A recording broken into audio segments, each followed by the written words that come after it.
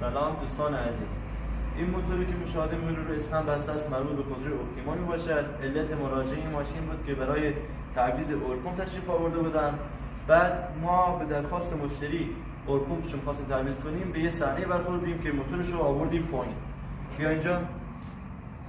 اینا کلا نقطه ضعف دارن توی این ناحیه که یه تاواناش هم به این وضعیت افتاده بود که ما موتورش رو کلا آوردیم پایین، بعد موتورش هم اوورهال کردیم. الان میخوام تارمش رو توضیح بدم، نحوه تانگیری موتورش رو.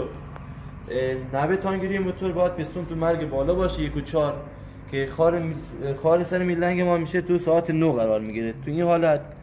بعد تایم اورپمپش هم بیا پایین، من سریع میگم. نقطه با رنگ زنجیر با زایده با هم دیگه و مج باشن توی حالت. تایم بالانسرش هم با چاک رو خود زایده روی اورپمپ باید در راستا هم باشن این حالتی.